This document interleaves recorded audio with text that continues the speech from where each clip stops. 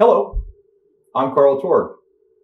Welcome to Fliptopia and to another edition of Conversations, a series of interviews that I conducted over the years with some of the incredible and wonderful people that I collaborated with and worked together on so many just wonderful animated productions. It's one of the reasons I love animation so much, the people that make the product.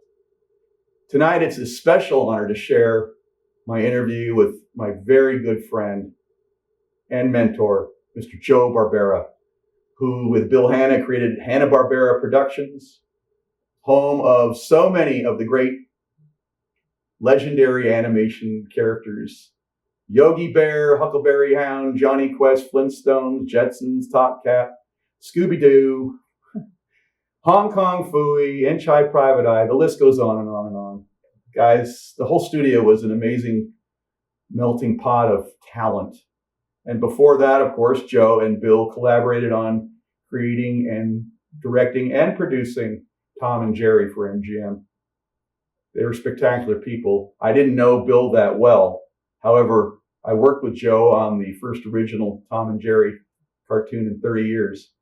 And I have to tell you, in a career filled with wonderful moments and memories, that is one of the pinnacles. Joe was a great guy and truly a wonderful friend and a great guy to work with. Truly the hippest guy in the room, fun, smart, witty, and genuinely endearing, a very lovable person. It is my pleasure for us to share this interview with Joe, with all of you out there. Enjoy it. He was a treasure. Thanks for watching us at Fliptopia. Please keep watching us.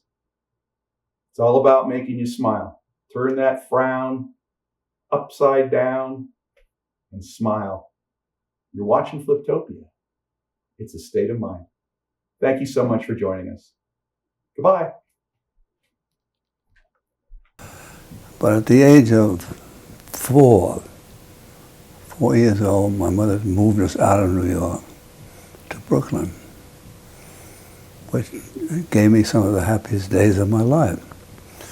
Brooklyn was a beautiful place at that time, beautiful homes, beautiful streets and boulevards, and copied a lot of English stuff because the names of the streets were Rugby Road, Marlborough Road, Albemarle Theater, Rialto movie. It was all English. Mm-hmm. That's where we arrived in, and got an apartment at the end, the corner of 18th Street and Church Avenue.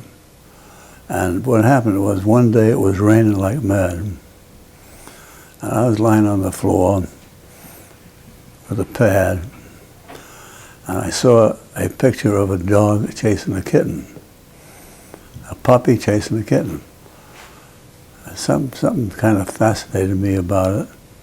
So what I did was I got a pad and I copied it. I didn't trace it off, I copied it by looking at the page here and drawing over here. And it didn't mean anything to me at that time. It was interesting, but I suddenly wanted to draw. So I started to draw in my spare time, which was mainly doing the class at school. That was my spare time. And I kept drawing. I was doing portraits, by the way, of several professors at Fordham University. And I had photographs of them, and they wanted to do a pencil drawing. So what I did was I did 4 of them for them and duplicated them very, very well. I surprised myself. And I got $5 for each one of them. Wow. $20 for 4 portraits, which were about this big. Now, by that time, I had moved out of New York into Brooklyn, and was living in Brooklyn. My father, who later vanished in a cloud of smoke, got me a job in the bank, Irving Trust Company, 1 Wall Street, 2nd floor, looking down on 5th Avenue or whatever it was. And I went in and applied. I was 16. And they were paying NRA money at that time, which I think it was $16 a week. Mm-hmm. So I tried to improve my banking experience, and I went to banking school. Total waste of time. I mean, and lo and behold, they kept me there for 6 years. What happened there was one important note. During that 6 years, I began to draw cartoons, the single block cartoons with a gag under them. And I was doing that because that was the only outlet I had for whatever I had inside of me, was coming out with these single block cartoons. And I settled on using 2 policemen, like a Laurel and Hardy team or an Abbott Costello team. This was 2 policemen, and they were driving a car, which was like a convertible at that time, and they had their number on the side of the car. And one of the first cartoons I sold had the 2 policemen driving down the street, looking very puzzled. Over here on the sidewalk were the people laughing and pointing at them and laughing, and the policemen were looking at each other, indicating they didn't know what they were laughing about. What they didn't see was that hanging on the back bumper was a sign saying, "Just married." That was my very first gag I ever sold. And that, for that I got $25. Wow, good money.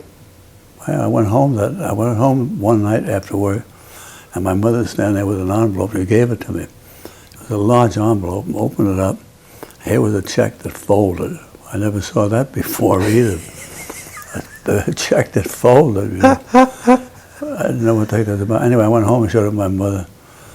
Fainted on the floor of the kitchen, etc. And I stayed at the bank and kept doing 5 cartoons a week. And every week I would go up to Collier's magazine, and I would leave the 5 cartoons there and pick up the rejects. Next week, leave them down, pick the rejects. And then I sold the first one. Then I sold the second one. The third one. Each one of them had the 2 policemen as the star. Oh, that's great.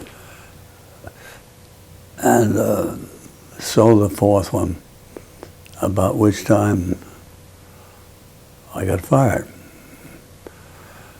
So I remember walking out on the sidewalk at the 5th Avenue and Wall Street there, and I felt like the albatross was lifted off my neck, you know. I was a free man. I had gotten to know a fellow that worked in the newspaper, because I took a couple of courses at the Art Students League on 57th Street. Sure. Pratt Institute in Brooklyn. And about that time, I got fired. So I'm walking down 5th Avenue the next day, and I ran into a fraternity brother. He said, "What are you doing?" I said, "Well, I'm going to go down to Greenwich Village and starve." And I wasn't kidding. I had heard that what they did was they cooked spaghetti and they drained it through a tennis racket. Drained the water.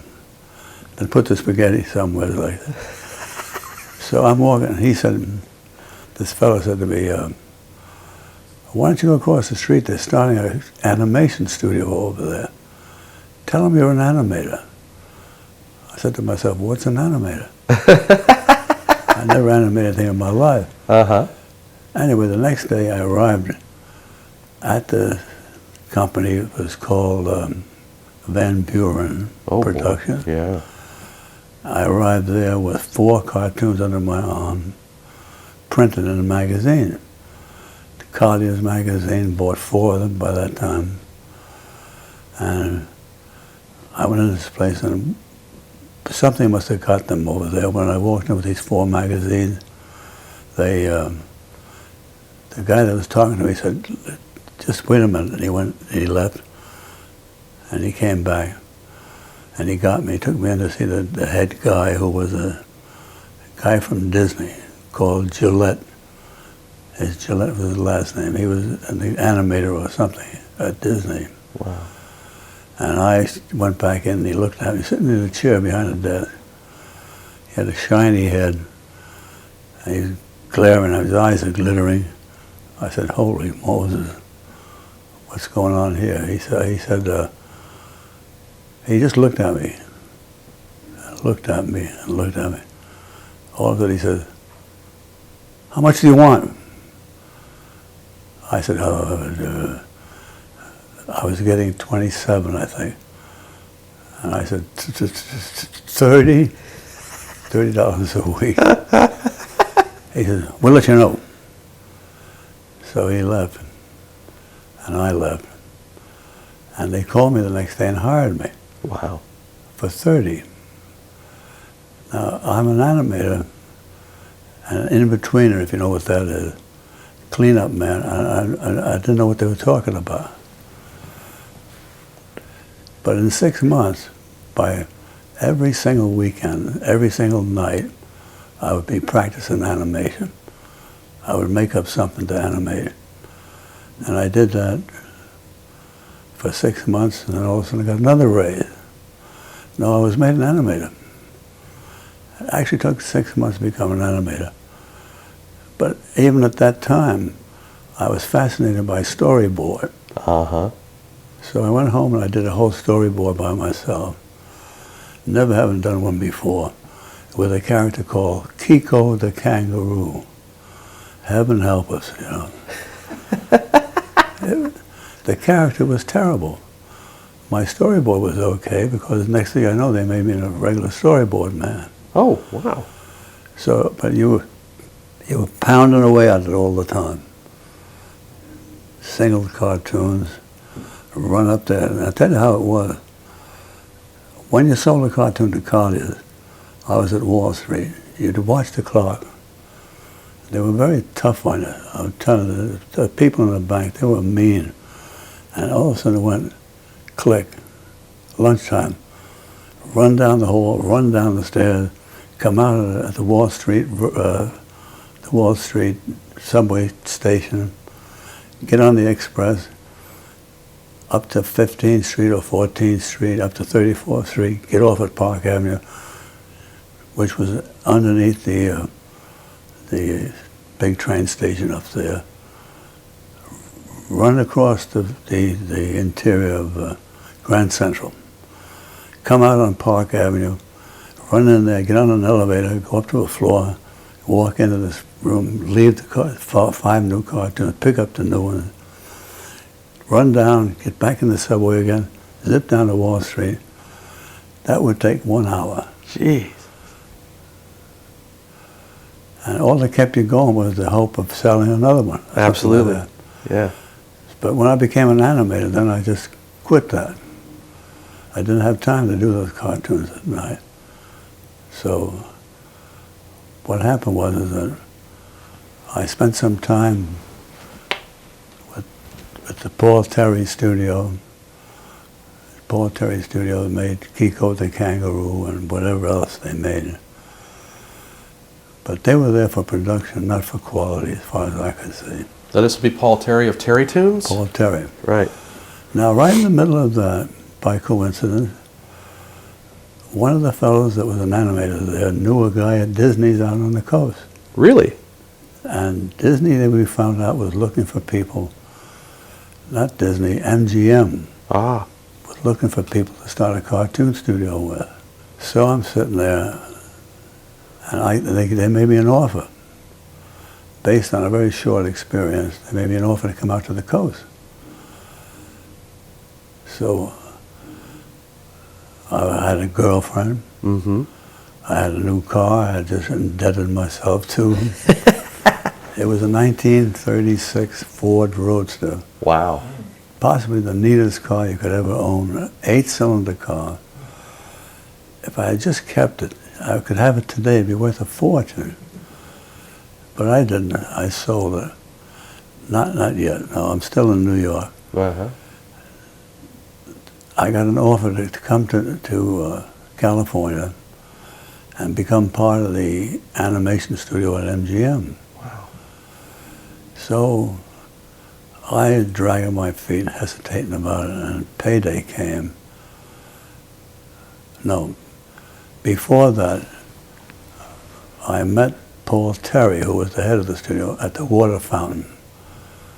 And he's looking at me, and he used to have a cigar hanging in his mouth all the time. He had a big dent in his mouth here, and he just hummed the cigar.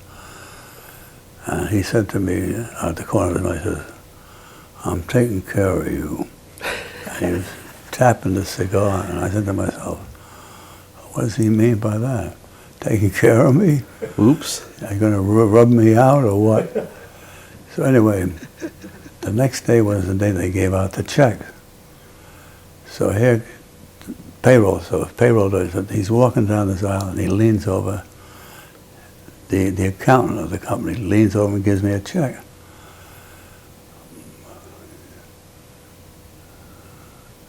As I remember, the check that I had was 65, and they were offering me 75, something like that.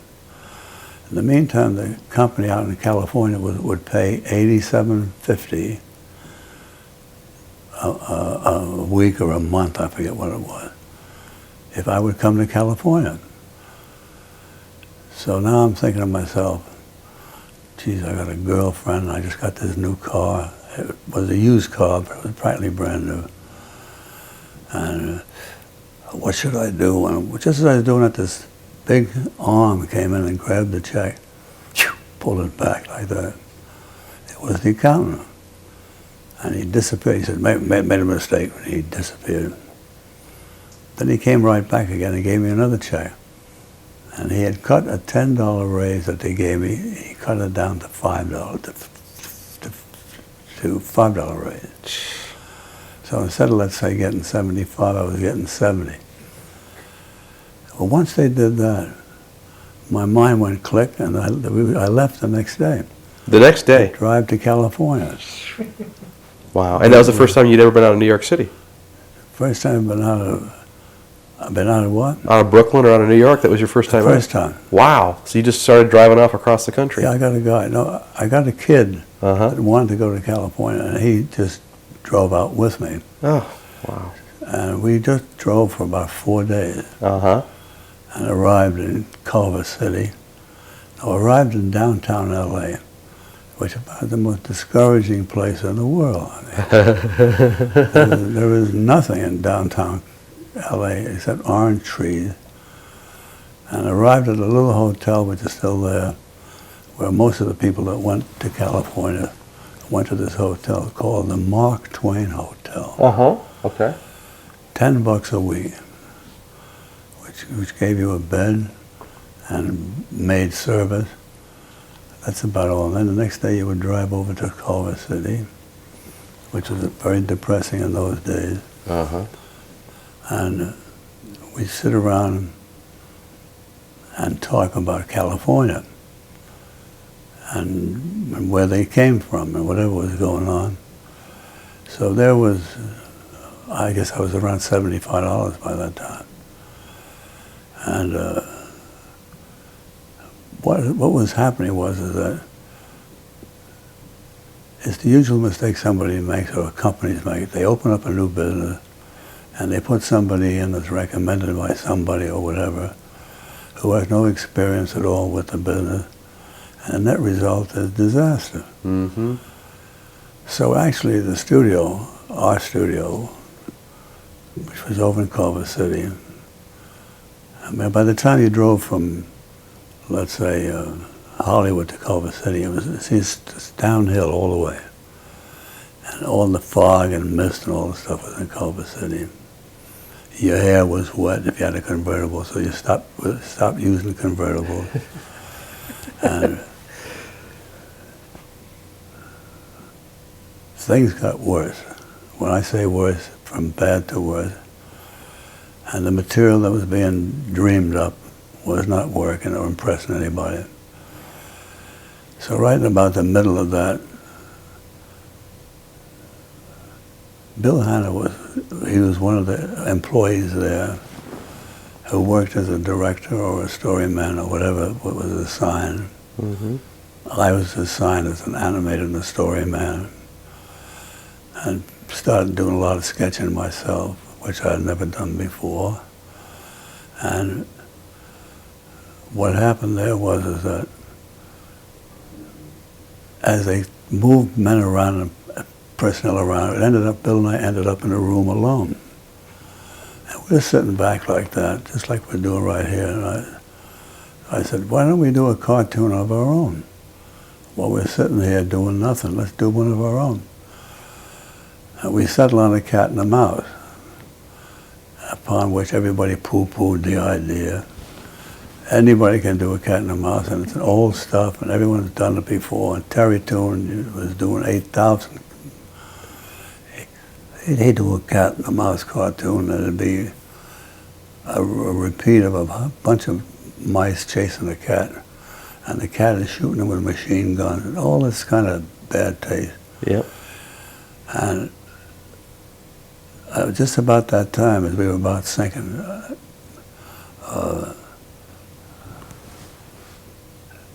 MGM decided to close the studio. Oh, I know why it was. Television showed up. Oh. Television reared its head, and they were terrified. So that's when I knew we were going to close the studio. And that's about when I said to Bill, why don't we do one of our own, which we did. And the way we did it was I did the story, and I was laying it out at the same time, and Bill timed it and handed it out to the animators, right? Mm-hmm. So what happened about that time was that anywhere as you went, you were turned down flat because they said you can't afford to do animation for television. You can't do it for anything. You can't afford animation. It's too expensive, which theoretically it was. It's too expensive and you can't do it, and et cetera, et cetera. So we went ahead and we finished this cartoon, which by that time was called Puss Gets the Boot. And that cartoon, we shot the pencil test and the pencil drawing and ran it without putting a color on it yet. And we got such a reaction in the theater. I mean, at the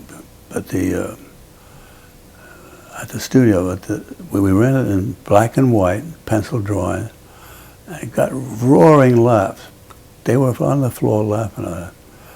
So Quimby, who was the manager of the studio, Freddie Quimby, went on later on to call himself producer. He was the manager of the studio. He decided to go ahead and finish the cartoon and put color on it, which we did. Then at Academy Award time, we entered that cartoon and got a tremendous response on it. In fact, I think we won the first Academy Award, correct? I think the Academy Award. I think so, yeah. Which I should have up here. I have the 8 Emmys, 7 Academy Awards and 8 Emmys. And we didn't put any of them back in here. This is all awards.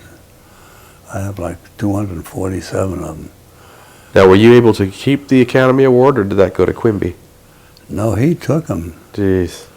He took them, which he had no right to do that. That's straight outright robbery. Yeah. I mean, even in the rules of the Academy, it doesn't say that the business manager can take an Academy Award. It's awarded to people for their creativity, their originality. There's a certain set of rules for them.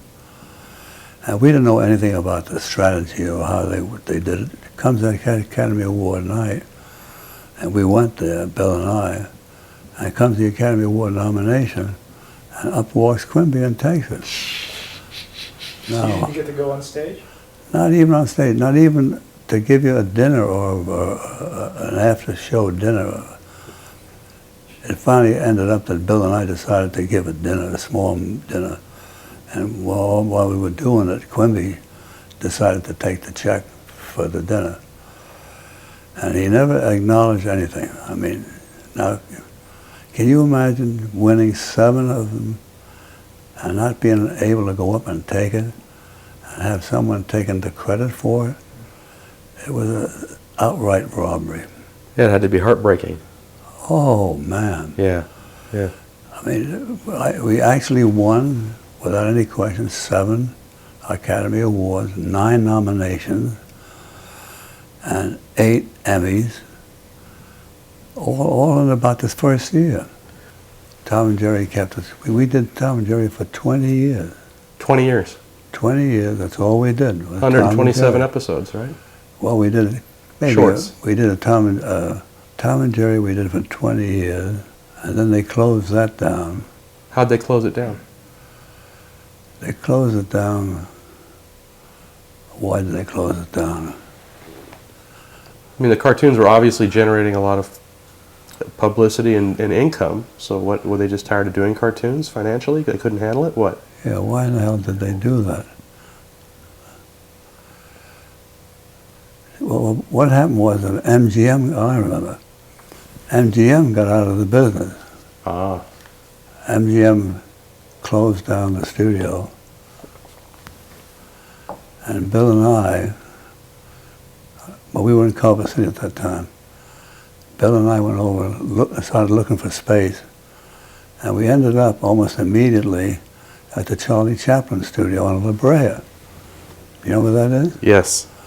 And we went in there, and whatever the rent was, we made a deal to use their offices there. Uh-huh. And because it fascinated me, because I'm a big Charlie Chaplin fan. Yes, I know you are. I know every one of them. I know every joke they ever did. He's a brilliant genius of all geniuses. And we just caught on. And the first thing that happened out of that particular studio was Rough and Ready.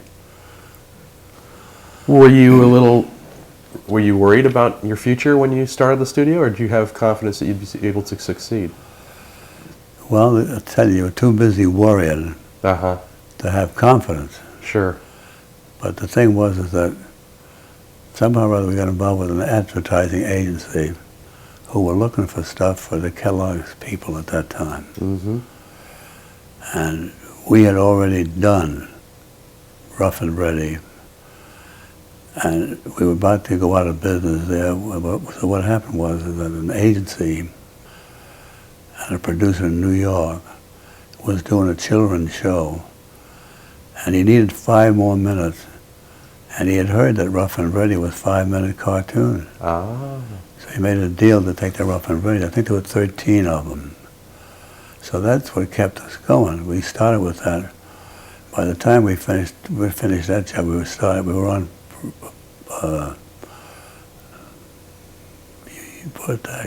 Yogi? Rough and Ready. Oh yeah, Rough and Ready. Now from Rough and Ready, now I had never gone into an agency in my life. I had never tried to sell an agency or anything. I hadn't the faintest idea what it was all about. Just suddenly I was thrust out into the street for the second time. And so what happened was that the agency guy came over and we talked with him, Lee Bland, a guy named Lee Bland. And the next thing we did was we were in the second thing I created was Huckleberry Hound. Ah. And once I started Huckleberry Hound, they needed a half hour. So we came up with 2 more characters, Yogi Bear and Pixie and Dixie. With Mr. Jinx. And I got to tell you something, you'd be surprised at the reaction we got. Oh, I'm sure you were. I went into New York with 2 prints, black and white, pencil. And one was Pixie and Dixie, that was Dawes Butler was the cat. Huckleberry Hound, Dawes Butler was Huckleberry Hound. That's right. What was the other one? Yogi? Yogi Bear, Dawes Butler was Yogi Bear. And Don Messick was the Ranger. And I just loved the material to work on it because it was fun material. I really enjoyed it. And when So what happened was that I fly into Chicago, and I have under my arm the print in black and white pencil test of Yogi Bear and Huckleberry Hound. And the agency top brass is sitting in this room. And before they came in there, a couple of the other executives there had told me that there's a button here under the table, and you just press it when you're ready to roll the film for us, and we'll take care of the whole thing. And a lot of instruction. And we're sitting in this conference room, and in comes a horde of executives, like over 42 of them. And before they came in the room, the agency guy, Roy Lang, had run into me and said, "We're running late. They haven't had a drink. They haven't had any lunch, and they're getting mean." Oh, great. Isn't that a great introduction? I'm going to say, no small task ahead. They're getting mean. so in they come, snapping and snarling, charming and snapping and clawing at people, and sat down. And I got introduced by John Mitchell at the time, who was the head of sales. And there were so many guys that they were right eyeball to eyeball almost. You know, and I'm sitting there. I'm standing by this time. I was backed up against the wall with all these animals, you know. So now I said, okay, press the button. So we pressed the button, out comes the wrong tracks with the wrong film, which is normal. Normal for any of the big agencies. I mean, the wrong voice behind Yogi, you know. Oops. So we stopped it quick. I had to ad-lib for 15 minutes. Oh, no, to give you another knocker, a guy that still communicates with me, he was the head of foreign sales. But all these guys came in, and I'm backed up, and they introduced me. And this voice comes out of this mob saying, "You got any children?" So I'm sitting there, I'm saying to myself, I'm going, I couldn't remember whether I had children or not. That's a true story. I blacked out. I believe it. I couldn't remember how many children I had. And this man is still a great friend of mine today. And I can't remember his name, but I know the name. It's an Italian name. So what happened was is we started to run, and sure enough, the wrong tracks. We fixed that. Then we ran the film.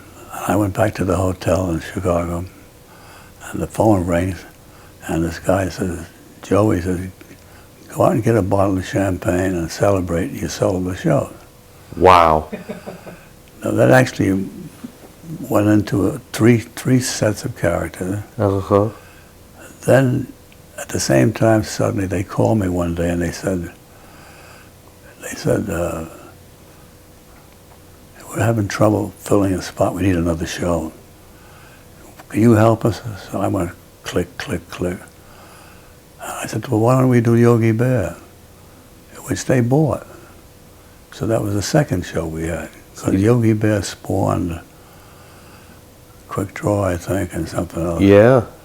So you just spun off from the main show. You just put those characters off on Well, their you own. got to figure, according to the numbers that they gave me one day here, roughly, that we had 77,000 characters, I think, in 3,500 cartoons. Yeah, that sounds about right.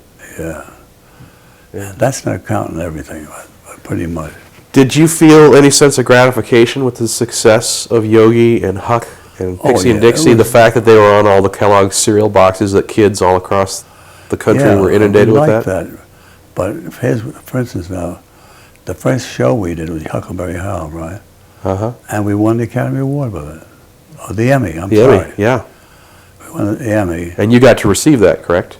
Yeah, that we got to keep, we have though. That had to be the sweetest feeling in the world when you went up there and actually held that. Yes, Vindication. I mean, how many people go out and win 15 of one and, no, not 15 of one, 7 of one. And Huckleberry Hound was how many? I mean, well, you had 8 Emmys and seven 8 Academy Emmys, Awards. that's 15, without counting the big important ones, you know. Those are important, but there's some big ones here that, like that gold dish up there. Well, I got to ask you a question, style-wise, that I've always wondered about. I'm sure. Yeah. When you did Tom and Jerry, they were lush, fully animated characters with full backgrounds that were very well. Not really. Well, they were very well done pictures. I mean, they had a lot. They almost, you know, they had a movie feel to them. And then when you worked in television, you did a very stylized. It was limited animation. And so you felt that that was the way to go. Just well, that's all the budget you had. Sure. I mean, it was budget. I mean, one of the deals that we did was we turned out series. We turned out a half-hour Flintstone for $30,000. And we turned out like the deals would be sometimes for 31 half hours, 28 half hours. Jumping ahead, when I sold the banana splits, I sold 17 hours.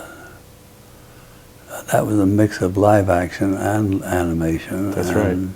Special features and all that. So the dollar really determined the style right away.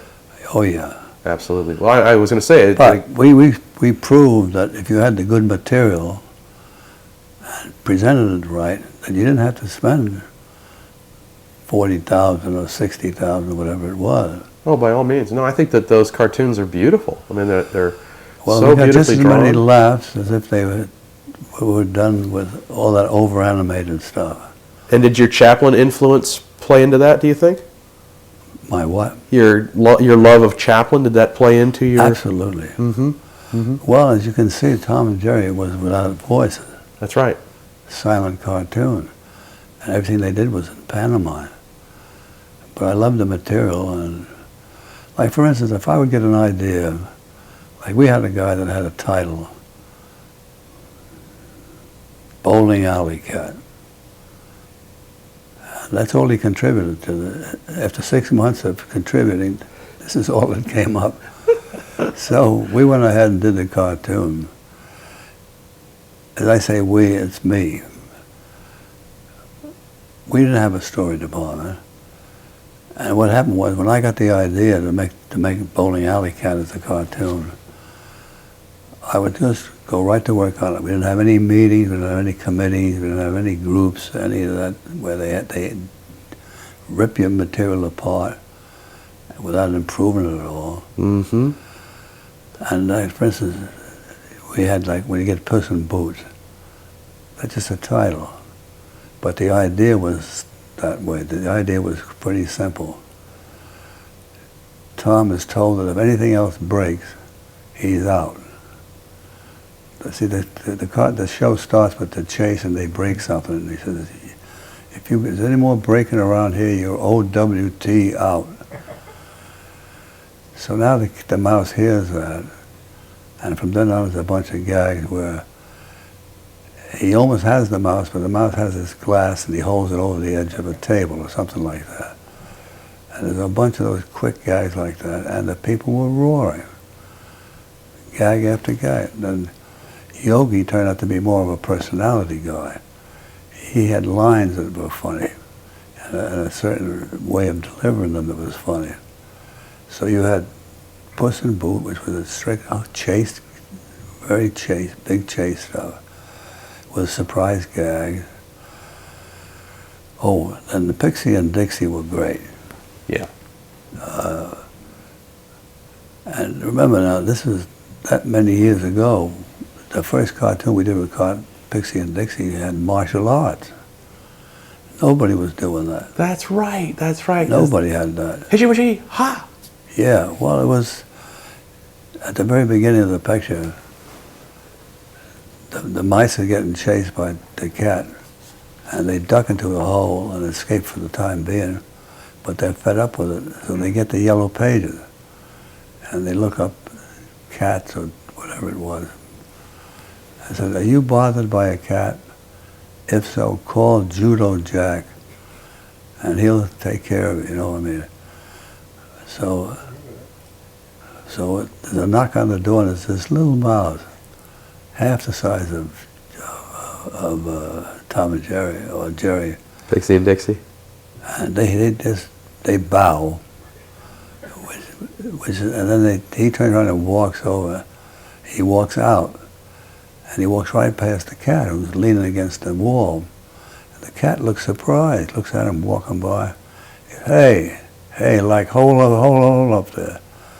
He says, you know, it's like what that. He had a certain delivery. Oh, he says, and he says, I'm the king of the castle in here, you know. And then you hear off stage the damnedest crashing around, and you cut inside, and Tom is all wrapped up in a knot. And he says, geez, does anybody like see a truck go by or something like that? That's right. That's exactly right. Sheesh, did anybody here see a truck go by? Yeesh. Yeah, like I'm the king of the castle here and all that kind of stuff. Did you, those cartoons are very topical. At the time, were things that were going on around you, did they influence the cartoons that you came up with, like Mr. Jinx being a beatnik cat, or the mice learning karate? I know it was a popular thing for a while. Or jumping ahead, say Johnny Quest, which was a spy kind of a show. Did you have a feeling about what kind of stuff kids were interested in, so you kind of incorporate that to your cartoons, or was it just whatever interested you? Well, mainly, if I got the idea, we would do it. If I didn't get the idea, we wouldn't do it. That's all it's doing. But I think that's a funny idea, a beatnik cat. I just think it's funny. Oh, yeah, I loved it. Because he's a cool cat. But remember that I'd heard Dawes do the voice a few times. Oh, okay, so that gave you kind of a springboard. That gave me a springboard.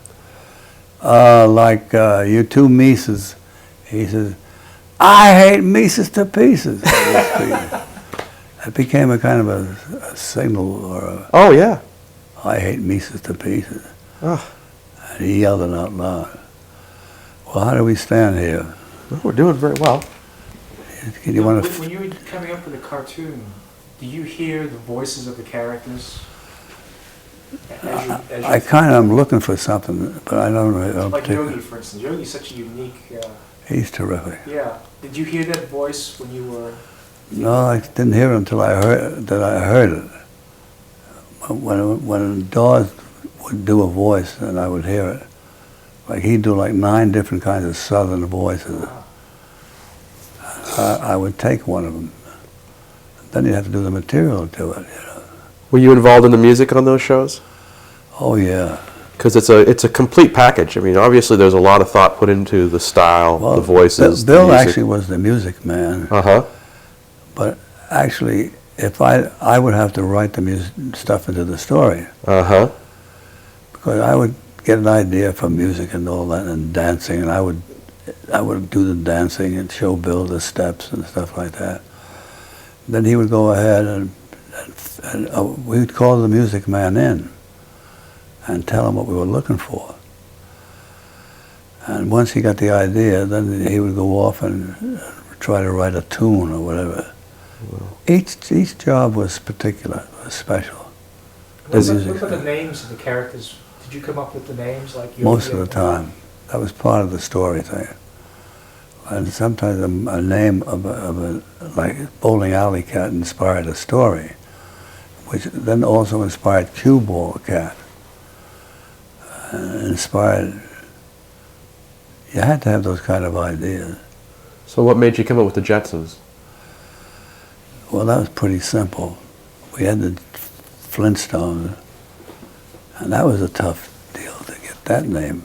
We had to drop Gladstone, and we had to get rid of another one, and they finally ended up with the Flintstone. Flagstone. Flagstone, that's right. Yeah, we had to fight to keep that, and they wouldn't let us. And finally ended up with the Flintstone, that was fine. And once we did that, which was back in the Stone Age, what's the next one you're going to do? Well, it's kind of pretty simple. You go into the future. So we did the future. Now after we did that, what was the next step? Back to square one. That's right. That's right. Because they now have to repair all of that stuff, you know. That's exactly right. So Do you have a favorite character of all your Hanna-Barbera creations, including Tom and Jerry? Do you have a favorite? Well, it's very hard to choose between Yogi Bear, Tom and Jerry, Flintstone. How can you choose? Say, this one is better than the other one. No, I was thinking the not same true. thing. But I thought I'd ask you just the same. I didn't think you had one favorite. But Well, at lunchtime we were talking about McGilla Gorilla, Or Inch High Private Eye, Squiddly Diddly, Peter Potamus. Squiddly Diddly's a hell of a character. Oh, I love Squiddly Diddly. As a kid, I always thought that was a great character. Or, Wally Gator, Top But Cat. in contrast, one of my shows that I loved was Johnny Quest. And that came from a thing, I was inspired by a comic strip done by Caniff.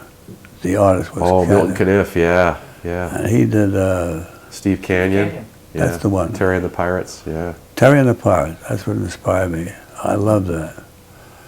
And what I did was I did 3 minutes of opening cartoon stuff.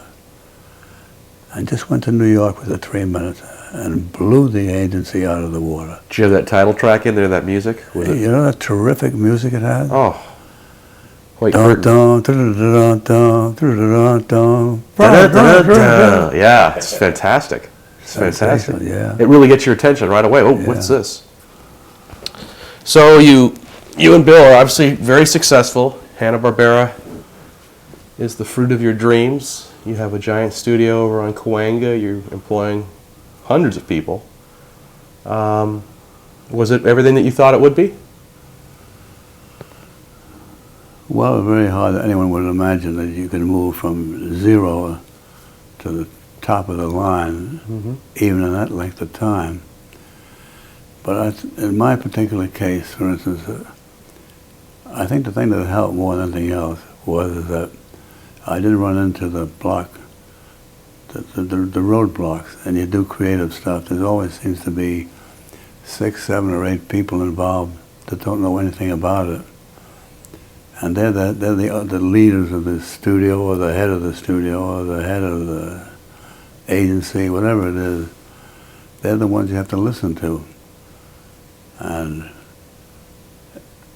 it's those are the roadblocks. Hanna-Barbera was free of that. It was a very creative enterprise. No problem whatsoever. I mean, I never had to ask anybody okay on anything that I worked on. So that was unusual. I mean, that we were able to do that. I'll say. Well, I mean, it was really a very creative environment because, like you say, you were uncluttered by executives. You and Mr. Hanna ran the studio. Well, the other thing was I never sold anything in my life as a salesman, and suddenly that's all I was doing. Mm-hmm. And I was doing it like mechanically. I finished one story here, and by the time I did, if I was flying to New York, I would take a board with me and a pad, and I would make little squares, and I would be writing a story from here to New York. I would have a story when I got off the plane. Turn around and come back and do another story. Turn around and go back the next week and do another story. Well, what that did was keep your writers, you're not your writers, your storyboard people busy, or primarily your layout people and your background people. That's right. Those are the people that you kept busy. That's right. When we got too busy, then we tried to get other story people, and we didn't get any. Now, in my particular case, if you look at any Tom and Jerry, you'll never see my name on it as a writer, even though I did it. And the reason I did that was I didn't figure I needed to do it. Right. I figured, what the heck, everybody knows what I'm doing. Exactly. You're making the picture. You're not interested in the accolades. You're making the picture. That's right. Yeah. Did you ever run across Walt Disney? Were you fellows contemporaries? One time. Really? One time, we went to dinner, a summer fair Disney was involved in. Uh-huh. And he was telling us, he used to drink a lot. Yes, he was a drinker. And he had a temper, you know, the whole thing. Uh-huh.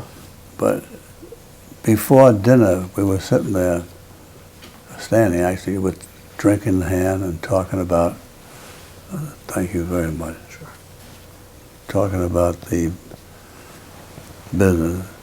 And he said that he had his own private office right over the buildings across the street, which was right near the entrance at the time. Upstairs he had a private office. Uh-huh. So a little later on, we're all sitting down getting ready to eat something. And he's sitting at the end of the table. I was sitting next to him. And he said, I said, that's something I really think it's great is to have your own office right at the door and walk in and blah, blah, blah. He said, who told you that? Oh, Jesus. He got hostile right away. Oh, who told you that? I said, you did. I forget what else he said, but I could see I was in trouble if I continued that. But he was, that's what I understood, that he would drink too much. Yeah. And had a temper. Great studio, though. Yeah, well, an example of mentality is, look at the way they crucified Art Babbitt and Bill Tytler. That's right. Just because they were resisting, that's when they had to strike. Mm-hmm. These were his two best people. But I mean two best people that were reduced to quivering heaps of humanity. Tytler just fell apart in New York. He did, didn't he? I took him out a couple of times. He was perspiring and sweating and shaking. He was a brilliant animator. Brilliant. His work was unequaled. Remember he did the King of the Mountain? Yeah, Night on Bald Mountain. The Bald Mountain. Well, Stromboli in Pinocchio. I like that. Oh, my goodness. And also, didn't he do the whale in Pinocchio? I don't know, but he was... He was a magnificent talent. But Disney would never forgive him. If anyone went on strike, he just crucified them. Which I didn't understand. I mean, and Art Babbitt, he became a beaten mouse, you know. Yeah. And he was an enormous talent for their early studio. He did so much work for them. Oh, did he? It was terrific. So Yeah. anyway, that was... And they couldn't end up going to UPA and being with the communists by the river, huh? no. Yeah. I didn't go to UPA. What did you think about UPA? Did you admire their work? Did you think of it as a competitor? I admired their work, all right. Yeah. But they made some glaring errors. For instance, now they had a character called, and I should say that glaring errors, but for instance, they sold a nighttime show to CBS called Gerald McBoing. Gerald McBoing, Tee-hee. They sold it to TV. It might have been as many as 30 shows or 32 shows. CBS. But what happened was is that they sold a show, and starring Gerald McBoing, who didn't speak. Yep, that's right. That's right. I mean, how can you build a show with a ton of, and the host of the show doesn't speak? He made sound effects out of his mouth. He just goes boing, boing, boing, boing, boing, boing, boing, boing. Well, also their product was a little bit esoteric. I mean, it wasn't for the mass, That's true. The mass audience. It was kind of an artistic haven, but I guess they didn't really look at the general anytime populace. anything new comes out like that, like I wish them the best of luck. Sure. Because it keeps this whole series going. It's like Warner's has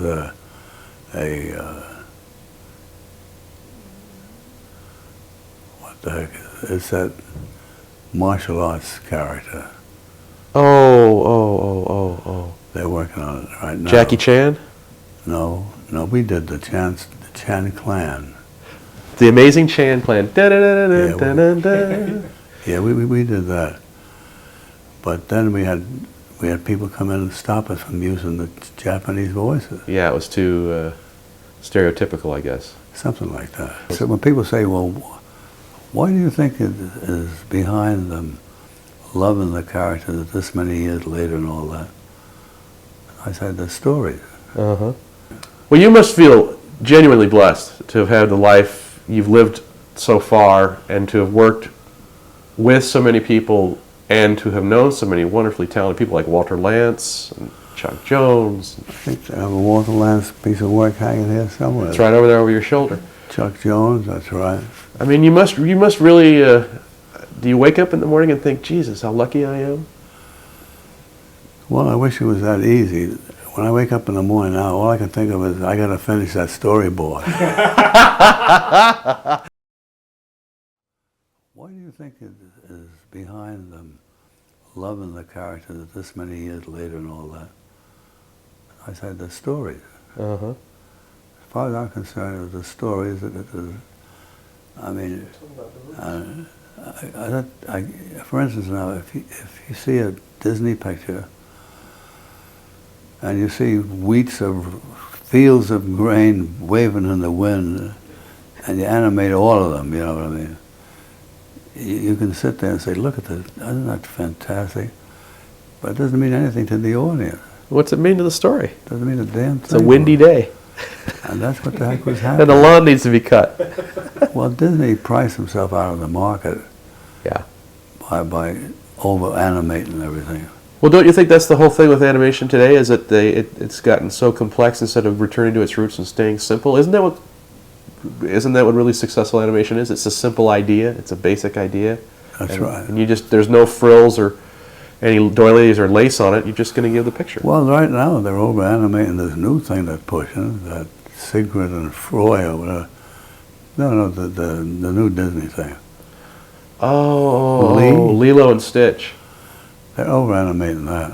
Yeah, well, that's the thing. I think everything is about just trying to do things instead of giving a story. Oh, every drop of water is followed through to the end, you know what I mean? Well, that's what I liked about Hanna-Barbera. I was thinking that the difference is when you were saying when the little karate mouse goes out with Mr. Jinx, you cut away and hear the sound, and then you cut back and you see him already tied up in a pretzel. Right. Today, they would animate the whole thing and show him being tied up and contorted. It would cost probably $200,000, $300,000 for a half a minute of computer animation. You're absolutely right. But the fun is that now, is that something that you got from radio? Is it that you let the mind fill in the blanks? No, the necessity of Yeah. animating something that we could do for a price. So exploiting your limitations. So when this little Marshall mouse walks right by Tom, and Tom's unbelievable. He says, what the heck? Hey, like just a minute there. I'm the master. Now you cut from that to the other mouse in the other part of the baseboard, and you can hear his voice still saying, I'm the boss around here, or the castle, or the king, or whatever it is. And also you hear crash, bang, crash, wham, bam, wham. And then you cut, and he said, no, I'm not. Now, just like you said, that was deliberately made that way to save the cost of the scene. And it works wonderfully. And it worked great. Yeah. The reaction to the jokes was as good as doing them full animation. And it's like the Johnny Quest opening titles. I mean, that was pretty much full animation, but still using all the tricks that we learned from Limited. You know, and I was going to say that Johnny Quest, that sequence with the frog, the lizard men, the first show. Yeah. When you look at Johnny Quest, you think it's a very simple, stylized, almost a static cartoon. But there is a scene in there, several scenes, where Race runs up and crashes into one of the lizard men. And there's a squash and stretch in that drawing. Several drawings. So it's like you say, knowing when to use it and when not to use it. That's it. And it really opened my eyes the day that I printed that out at work, and I looked at the thing and the drawing of Race. I mean, he looked like a cartoon instead of like the Kniff style that he was. It was just fantastic. That's right. Well, let's see if we can wrap this up. Yeah, I was going to say, do you have any final thoughts, anything you'd like to say before we finish?